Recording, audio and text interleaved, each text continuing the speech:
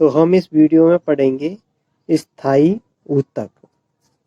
स्थायी ऊतक की कोशिकाएं प्राय और अधिक विभक्त नहीं होती।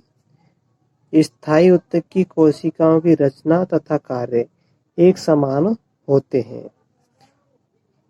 स्थायी ऊतक को हम सरल ऊतक भी, तो स्थायी ऊतक दो प्रकार के होते हैं, सरल ऊतक और जटिल ऊतक। तो सरल ऊतकों की कोशिकाएं की रचना और कार्य समान होते हैं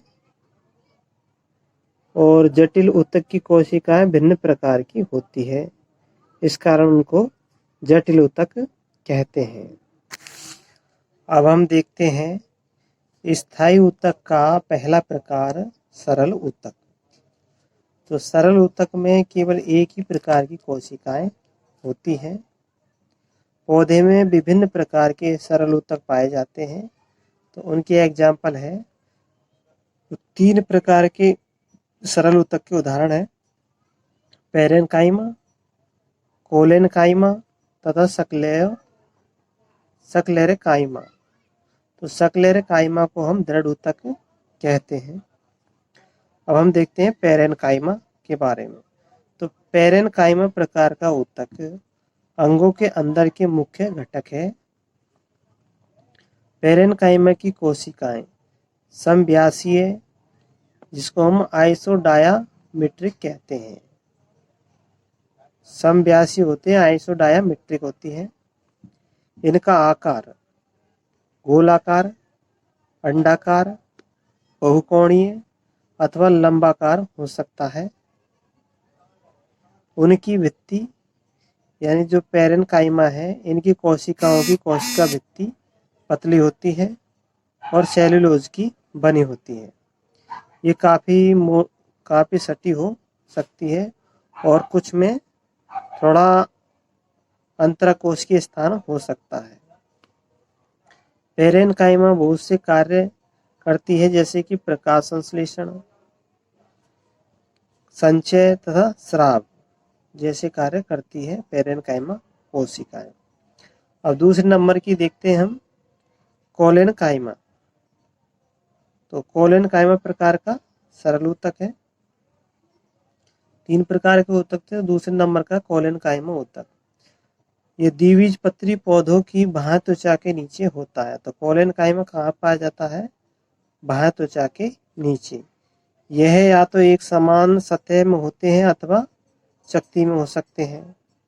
इनकी कोशिकाओं की भित्ति पतली होती है, लेकिन इनके कोने पर सेलुलोज, हेमीसेलुलोज और पैक्टिन, यानी कोशिकाओं की भित्ति पतली होती है लेकिन कोने पर सेलुलोज, हेमीसेलुलोज और पैक्टिन जमा हो जाता है, जिसके कारण इनके कोने मोटे हो जाते हैं। कोलेनकाइमा की कोशिकाओं का आकार की बात करें तो अंडाकार, गोलाकार अथवा बहुकोणीय हो सकती है। इनमें प्राय क्लोरोप्लास्ट होता है और इनकी कोशिकाओं में जब क्लोरोप्लास्ट स्थित होता है तब वे भोजन का स्वांगीकरण भी कर सकते हैं।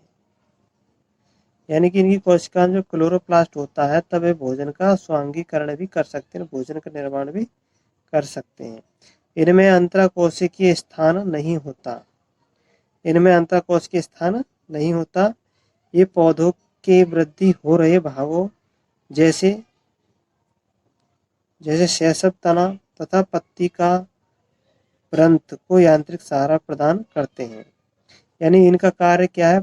कोलेनकाइमा कोशिका ऊतकों का, कोलेनकाइमा सरल ऊतक का काम है पौधे के वृद्धि हो रहे भागों जैसे कि सेसव तना तथा पत्ती का वृंत को यांत्रिक सहारा प्रदान करती है।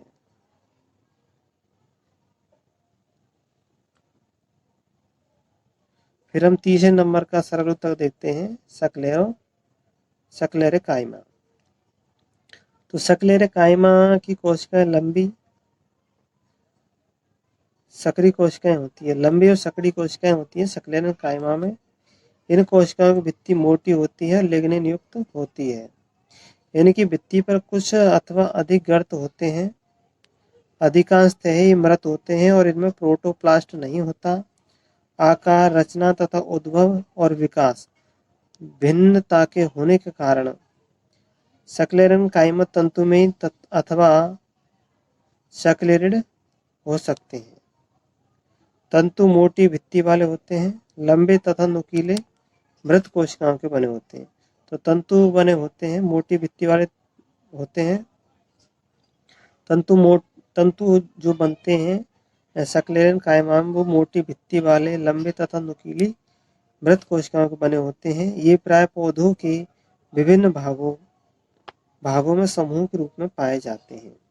सक्लेरिड का आकार गोलाकार, अंडाकार अथवा सिलेंडर के आकार का हो सकता है। ये बहुत अधिक मोटे तथा मृत सक्लेरन कायमी कोशिकाओं से बने होते हैं, जिनकी गुहिका बहुत सक्रिय होती है। ये प्राय गिरीदार फलों की फलभित्ति की कोशिकाओं में पाए जाते हैं। तो ये गिरीदार फलों की फलभित्ति कोशिकाओं पाए जाते हैं। अब फल जैसे कौन कौन से फल है उनमें पाए जाते हैं। अमरूद है, नाशपाती, चीकू। अमरूद, नाशपाती, चीकू के गूदे में तथा लेग्यूमिनोसी कुल के बीज आवरण तथा चाय की पत्ती में पाए जाते हैं। और सक्लेरन काइमा पौधों को यांत्रिक सहारा देते हैं और ये स्थायी ऊतक है। तो ये हमारा सरल ऊतक के तीनों प्रकार कंप्लीट होते हैं। जटिल ऊतक।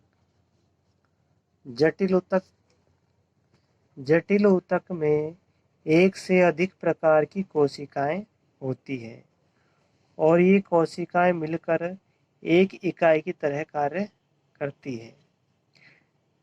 जटिल ऊतक के दो उदाहरण हैं, जाइलम और फ्लोएम। जाइलम और फ्लोएम जटिल ऊतक के उदाहरण हैं।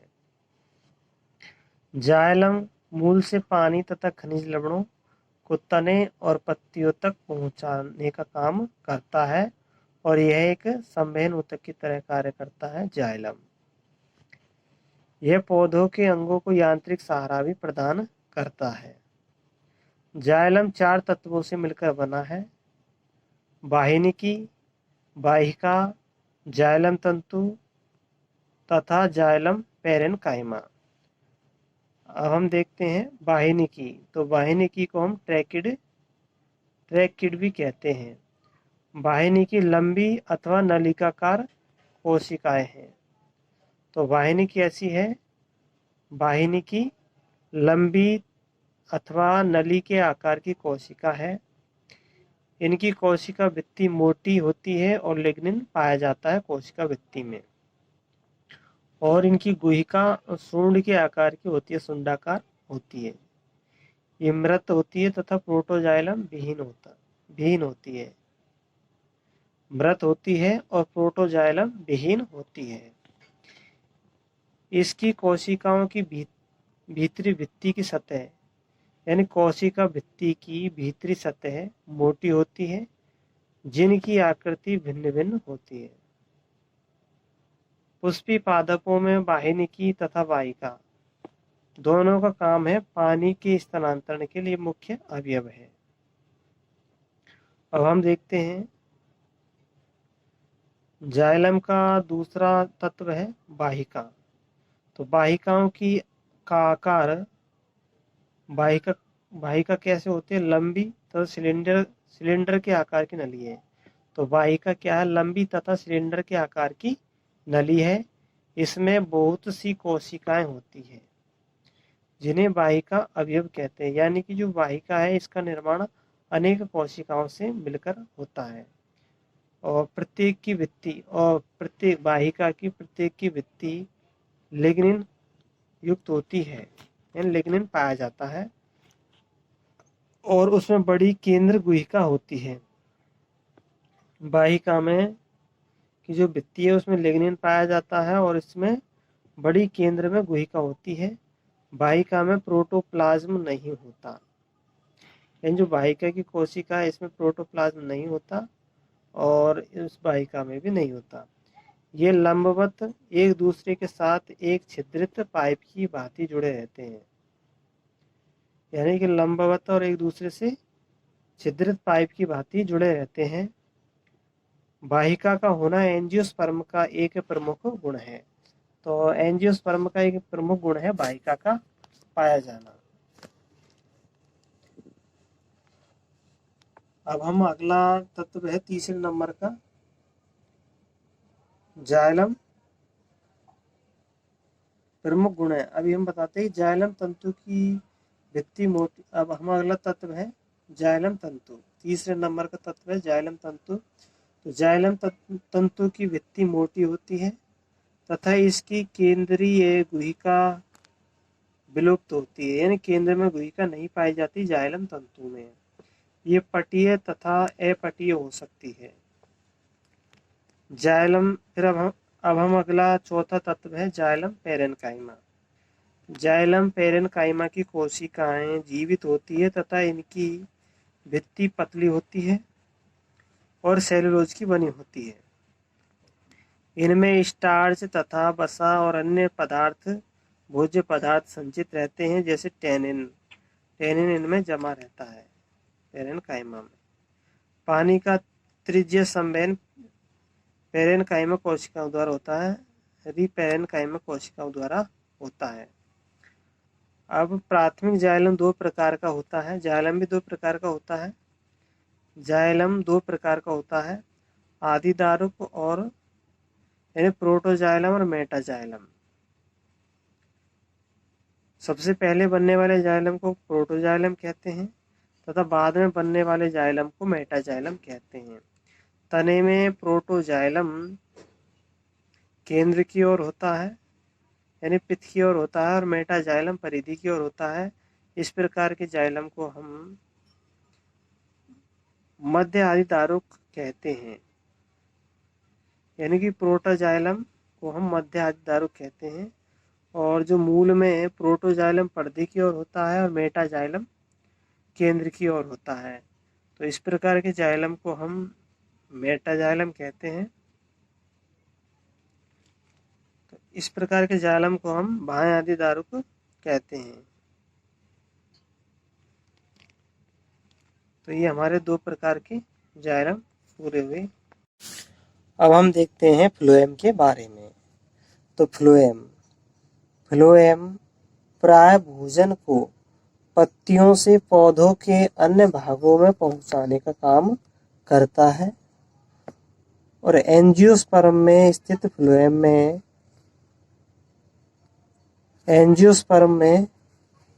फ्लोएम में कुछ तत्व पाए जाते हैं, और वो तत्व कौन कौन से हैं? चालनी नलिका तत्व, सहचर कोशिकाएं, फ्लोएम पेरेन्काइमा तथा फ्लोएम तंतु। यानी कि चार तत्व होते हैं फ्लोएम में। एंजियोस्पर्म के फ्लोएम में चार तत्व होते हैं। पहला चालनी नलिका तत्व, सहचर कोशिकाएं, फ्लोएम पेरेन्काइमा तथा फ्लोएम तंतु। और जिम्नोस्पर्म की बात करें तो जिम्नोस्पर्म में एल्ब्यूमिनी कोशिकाएं होती हैं। जिम्नोस्पर्म में एल्ब्यूमिनी कोशिकाएं होती है। अब चालनी नलिका तत्व के बारे में देखते हैं। तो चालनी नलिका तत्व लंबे होते हैं, नलिका की तरह संरचना होती है, लंबवत तथा सहचर कोशिकाओं से जुड़ी रहती है। तो जो चालनी नलिका है, तो चालनी नलिका तत्व क्या है? लंबी नलिका की तरह संरचना होती है, लंबवत तथा सहचर कोशिकाओं से जुड़ी रहती है। इनकी अंतःभित्ति चालनी की तरह छिद्रित होती है। अंतःभित्ति चालनी की तरह छिद्रित होती है, जो चालनी प्लेट बनाती है। एक परिपक्व चालनी तत्व में परिधीय साइटोप्लाज्म तथा बड़ी राजधानी होती है। एक परिपक्व चालनी तत्व में परिधीय साइटोप्लाज्म तथा बड़ी रसधानी होती है, लेकिन इसमें केंद्रक नहीं होता। तो परिपक्व चालनी तत्व में केंद्रक नहीं होता, साइटोप्लाज्म होता है, रसधानी होती है। चालनी नली के कार्य को सहचर के केंद्रक नियंत्रित करते हैं। सहचर कोशिकाओं के केंद्रक चालनी नलिका के कार्य का नियंत्रण करते हैं। सहचर कोशिकाएं विशिष्ट पेरेनकाइमी कोशिकाएं हैं।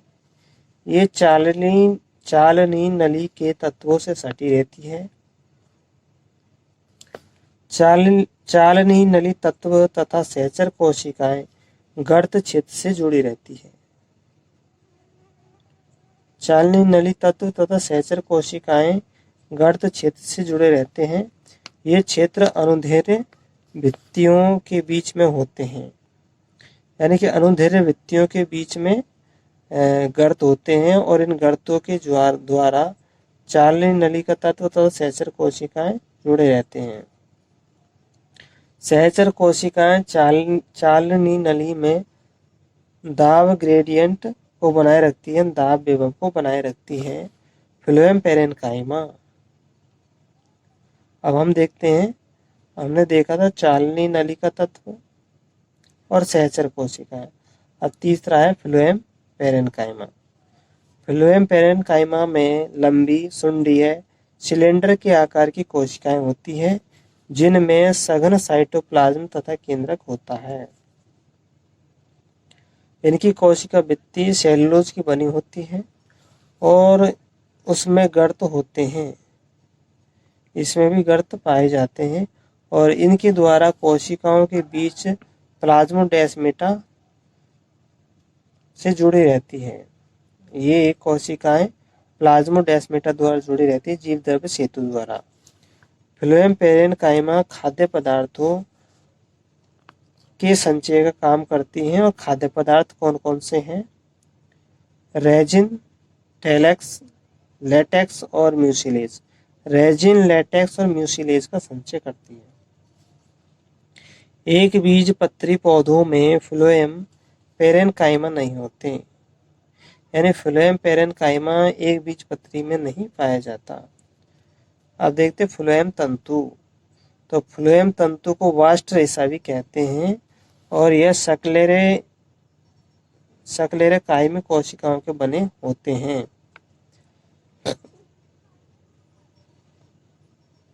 फ्लोएम तंतु सक्लेरेन कायमी कोशिकाओं के बने होते हैं। ये प्राथमिक फ्लोएम में नहीं पाए जाते, लेकिन द्वितीयक फ्लोएम में पाए जाते हैं। ये काफी लंबे होते हैं, अशाखित होते हैं तथा नुकीले होते हैं। इनके सिरे सुई की तरह होते हैं। फ्लोएम तंतु की कोशिका भित्ति काफी मोटी होती है। परिपक्वता पर इन तंतुओं में प्रोटोप्लाज्म समाप्त हो जाता है और वे मृत हो जाते हैं। पटसन, सन तथा भांग, इन पौधों के फ्लोएम तंतु का बहुत अधिक महत्व है। सबसे पहले बनने वाले फ्लोएम में सक्रिय चालनी नलिका होती है। ऐसे फ्लोएम को प्राक फ्लोएम या प्रोटोफ्लोएम कहते हैं, और बाद में बनने वाले फ्लोएम में बड़ी चालनी नली होती है और उन्हें मेटाफ्लोएम कहते हैं। तो ये तो हमारे फ्लोएम के चारों तत्व थे जो हमने पढ़े थे।